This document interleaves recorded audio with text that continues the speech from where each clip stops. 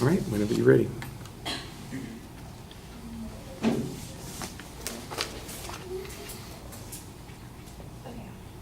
So hi, my name is Natalie COF, and I'll first like to start off by telling you guys a quote, and you guys will probably recognize it, but here you go.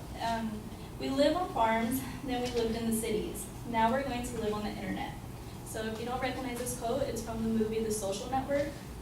And well, then I like to tell you guys, or maybe remind you guys of a experience that you guys probably went through. Have you guys ever been to like a dinner or with your family or friends, and then they're like having like an interactive discussion, and you're on your phone and you're not even like paying attention to what they're saying, and then your mom, it's probably your mom like my mom would probably do, she'd probably tell you to put your phone down and like pay attention and like have family time. Well, that leads into the three main points, or into my claims that I'll be proposing tonight. So I claim, as technology advances, computer-mediated communication harms the social structures of families. The three main points I'll be highlighting today in my argument will be that computer-mediated communication impedes the ability to interact face-to-face. That the absence of face-to-face emotions impedes effectiveness of message, and computer-mediated communication allows physical isolation to occur.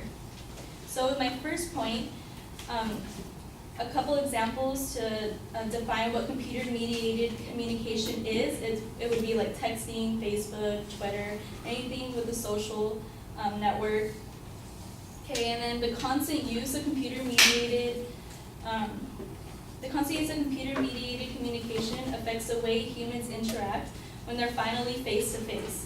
So you know, like specifically children or like adolescents that are like on their phone constantly, well, they grew up with technology, not like people who are like 30 years old and older. So it's kind of like they're always on their phone, and they're always on their phone, and it kind of didn't give them that social interaction they should have gotten from the beginning. According to Kelly Rodriguez from Capella University, the internet use has negative effects on the social involvement and psychological well-being of a human. In the study of finding out if the internet had a negative effect, data showed that with greater internet use, social involvement declines within the family. According to Melissa Ortega, child psychologist at New York's Child Mind Institute, who was interviewed by Catherine Binley of the Huffington Post, children do not know how to handle conflicts face-to-face because so many other things happen through technology. They have trouble initiating interaction and constantly checking their phones for messages or emails or anything else. Okay. My next point would be that absence of face-to-face emotion impedes the effectiveness of message. So when you're talking, you do a lot of hand gestures, you show tone of voice, and you have emotion to what you're saying. So gestures, emotions, and tone of voice are all important parts of delivering your message effectively. According to Jeff Thompson, PhD candidate researching nonverbal communication and mediation at Griffith University Law School, 55% of communication is body language, 38% is the tone of voice, and 7% is the actual words spoken. Okay? Computer mediation communication also causes physical isolation to occur. According to Robert Kraut and Sarah Kreisler, authors of The Social Impacts of the Internet Use, the more internet use, the greater stress, loneliness, and depression compared to people who do not frequently use the internet. Some people might say that there's advantages to this type of communication. The advantage would be to be able to communicate with people that are far enough that you don't want to bother doing the transportation for. So that's always a good thing, but you have to understand that it's being sufficed with technology instead of having to do a face-to-face interaction. It's an easier way of communication, but it becomes a dependency and an interaction problem. Their interaction with the real world has evolved as technology advances.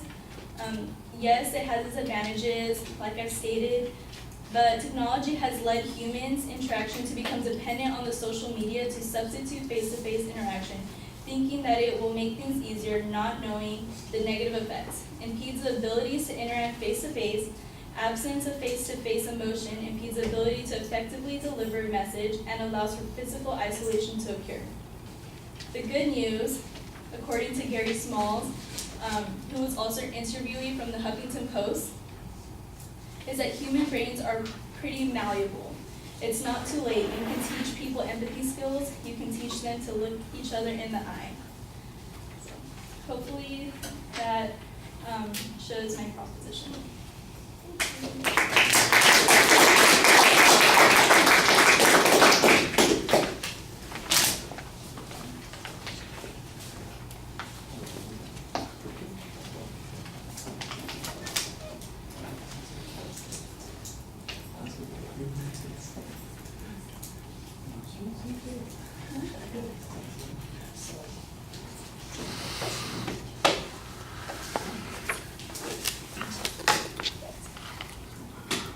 All right, Natalie, thank you for starting us off. It's always tough being first, but now you can sit back and relax and enjoy everybody else's presentation. The quote at the beginning is fine to get the audience's attention. We know what your subject matter is there.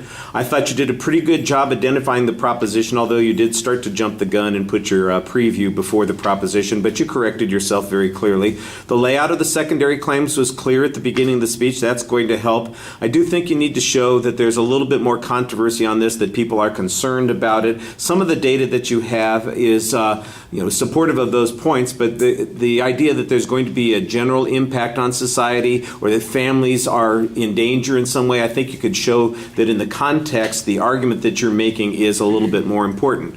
On the structure of the speech itself, I thought that you started off pretty well identifying your first point, although it really sounds like once you get into the definition, you don't really distinguish that first claim. There is a transition to the second point that was relatively clear. I think it could have been a little bit sharper. I did not hear a distinct reference to the third point when you got to it. I did hear some information that talked about that point, but it wasn't really signposted in the body of the speech. So that's a little bit of a problem.